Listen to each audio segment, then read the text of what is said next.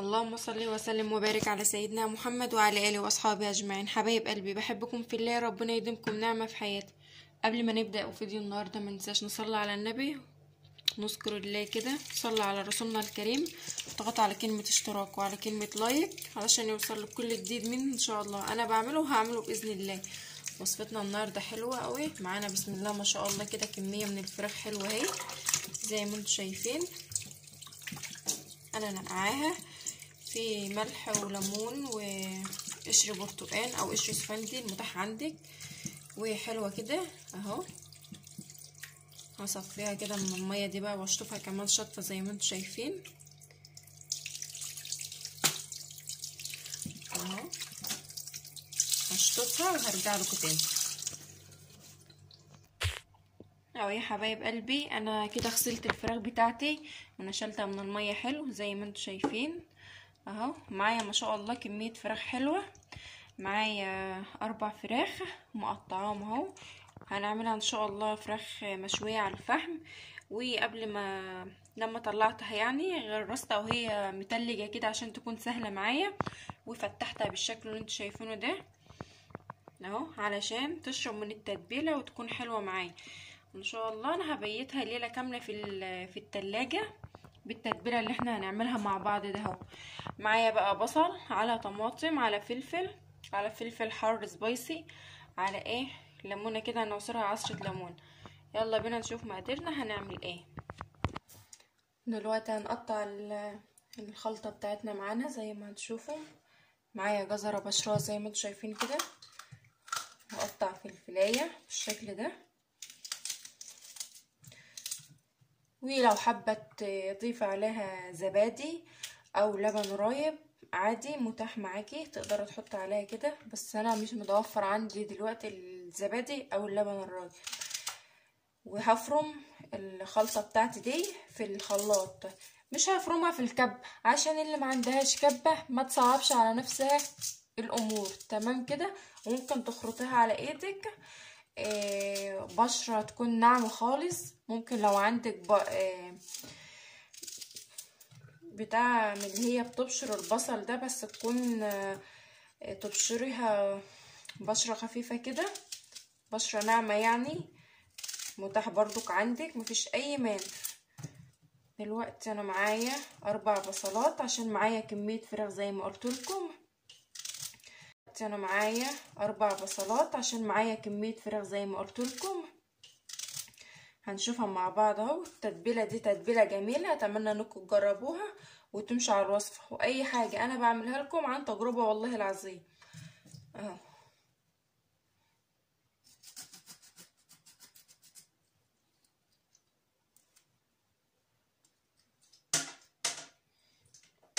مننساش نصلي على رسولنا الكريم ونذكر الله كده عشان يومنا يكون سهل معانا باذن الله. هعصر كده الليمونه بتاعتي في الخلاط زي ما انتم شايفين اهو. الليمونه بتتزحلق من ايدي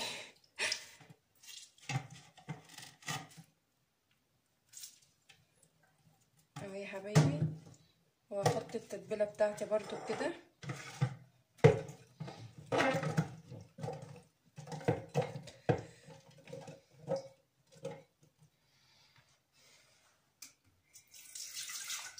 شويه ميه صغيرين زي ما انتم شايفين كده اهو. هضيفهم عليها بس وما حطيتهمش كلهم كمان يعني.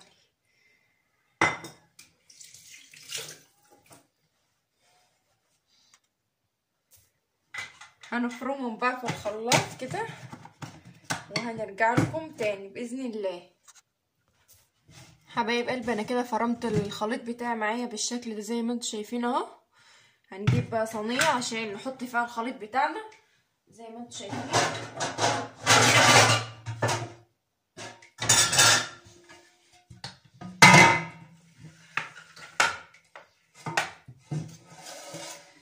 هنزل بالخليط بتاعي كده في الصينيه اهو. فضيها كلها ما تسيبيش فيها اي حاجه. معايا بقى شويه من الصلصه كانوا عندي في التلاجة كده جاهزين، فقلت ايه اما اجيبهم احطهم برضو مفيش منهم اي مخسر. معايا بقى البهارات بتاعتي: ملح، فلفل اسمر، شويه من القرفه، عم افتكر له كده اسمه واقول لكم في الاخر، شويه من الكمون، شويه من الشطه، شويه من البابريكا، حبه من الثوم البودر، افتكرت ده اسمه ايه بقى، شويه من الجنزبيل، وهنزل بيهم بالشكل ده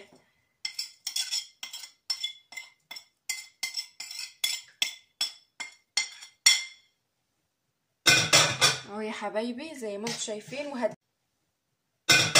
اهو يا حبايبي زي ما انتم شايفين، وهديها تقليبه بقى من فوق لتحت ومن تحت لفوق، وقلبي بقى ما اقولكيش. الله بقى على الريحه اللي هتظهر معانا دلوقتي. الله اهو هقلبها حلو عشان كل الخليط والبهارات بتاعتي دي تتجانس مع بعضها، والفراخ تشرب من التتبيله حلو بقى. هنحط عليها معلقه من السكر يا جماعه، نسيت اقول لكم اهي، عشان بس ايه هي هتبات في صلصه وفيها طماطم ما تعملش حموضه وكده. اديها بقى تقليبه حلوه كده. انا لبست جلافز في ايديا علشان اوجه وانتي زي ما بتقولوا، لان التتبيله دي فيها شطه جامده قوي وانا عندي حساسيه منها يعني ما اقولكوش بقى.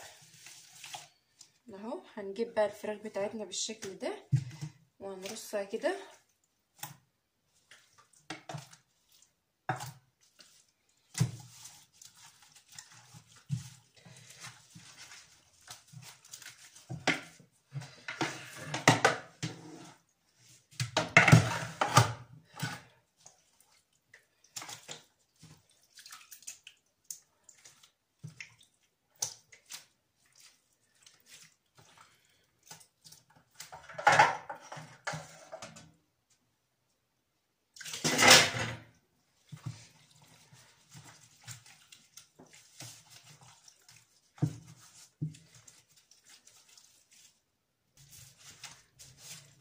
حبايب قلبي انا كده خلطت الفراخ بتاعتي كلها في التتبيله حلو وشربتها من التتبيله اهو زي ما انتم شايفين. ما شاء الله جميله جميله جميله.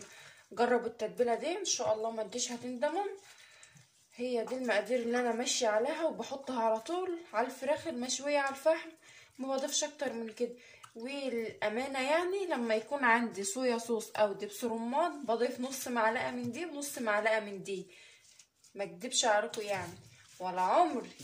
ايوه هو ده الكلام المظبوط. والبصل خلاني دمعت وعيطت.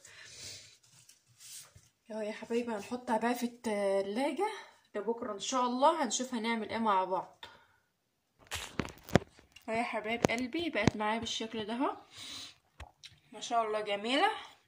جربوا بقى الطريقه دي زي ما قلت لكم. تعالوا بقى ندخلها التلاجة زي ما قلت لكم كده ونسيبها بقى تعيش حياتها لتاني يوم. العجين دي طبعا ما جاش في الفيديو وانا بعجن، بس انا عجناه بشويه لبن وبكو خميره وبكو بودر وريحه زيت بسيطه كده تسلك ايد النفر بس، وحاطين فيه معلقه بتاع اسمه ايه يا ام اشرقت، عصير فروتي زي عصير فروتي، كيس فروتي زي بتاع الطباخ، عيش الطباخ يا جماعه اللي بيعملوا في الافراح. احنا بقى شاويين فراخ وعملنا محشي وعملنا العيش. احنا ما كناش ناويين نعمل طبعا محشي عشان هنعمل عيش ايه، هو تقولوا عيش سوري تقولوا عيش فطير زي ما تقولوا بقى اللي تقولوها. بس المحشي احنا ما جبناهوش معاكم في الفيديو عشان عملناه مع بعض. احنا طبعا عملنا محشي كتير مع بعض، وهنشدها بقى في المكنه عشان هي معانا بتلوي بالشكل دي، مفيش وقت ان احنا نسيبها ترتاح شويه. احنا يا دوب خمرناها وهنشدها بقى ايه. ما تجيبي لي الفراغه يا ام اشرقه بالله عليك.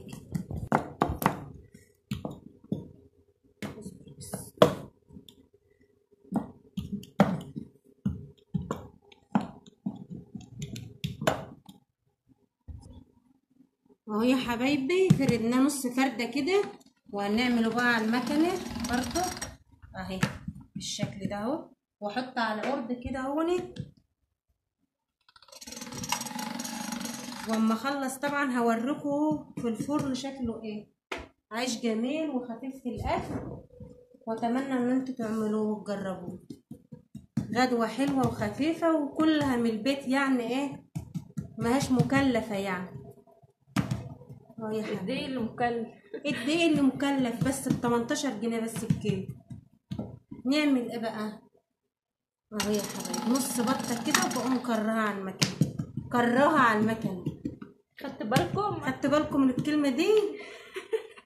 على العموم يعني ايه ما تبقوش تدقوا على الكلام بتاعي، عشان انا قبل كده قايله لكم ان انا ايه الفاء والتاء خالص. فيعني ما تدقوش على كلامي وما ايه ما تقولوش انا ما بعرفش اتكلم. لا يا جماعه قولها عسل يا ام احمد. بس ساعات كده بتيجي اللته كده بتضيع الدنيا. الفراخ بقى بعد ما يلا خلاص بقيت الفراخ بعد ما بيتناها يوم في التلاجة اهي. هنا بقى عند ماما كل شويه بقى معاكم اهو.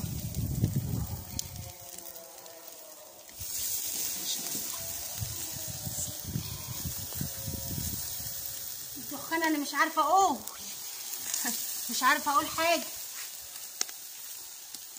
اهو. الصلاه على النبي لا اقدر اقول ولا بالصلاه على النبي. اعمل ايه للعيال؟ عايزين فراخ مشويه. وابو العيال والله ام العيال ما بتحبهاش. في حد ما يحبش الفراخ اللي على الفحم؟ اني والله. شايفين يا حبايب؟ حاجه لوزي حاجه عسل. شوفي كده يا امه عشان اقفل عليه.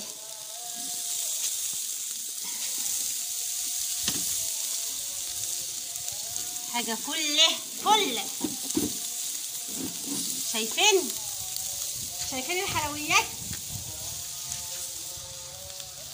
قلت لكم حطوا لايك واشتراك. لايك يا انت كمان لايك. هروح بقى دي بنت عمتي. شايفين يا حبايب قلبي ما شاء الله جميله اهي، وبنش عليها كده عشان الدخانه تكون فيها كلها.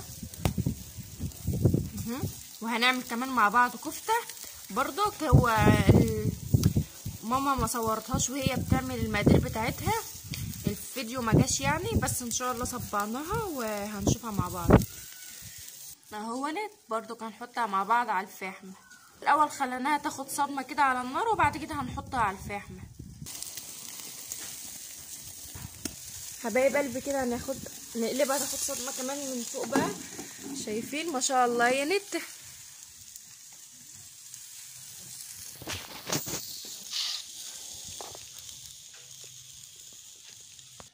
وكمان هنعمل سلطه اهو، وهنشوف بقى في الاخر.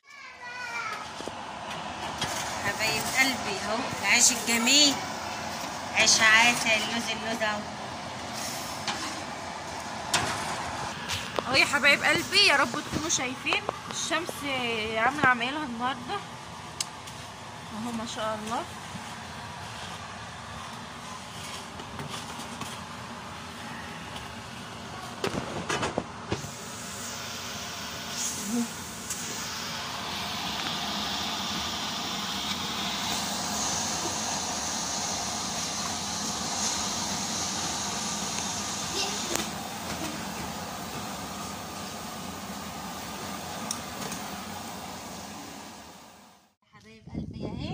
اللي احنا ما عملناش معاكم عجنتها قبل ما اشركت ما تيجي، وانا التليفون طبعا كان معاها ما عرفتش اوريكم انا عملت فيها ايه.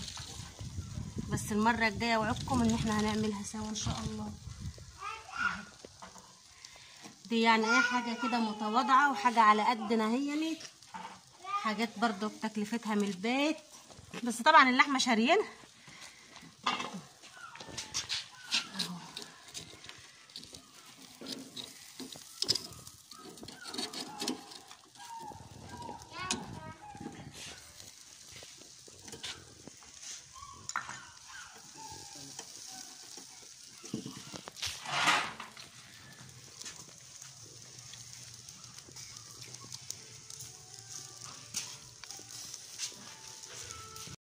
حبايب قلبي كده غدانا خلص النهارده ونت ما شاء الله.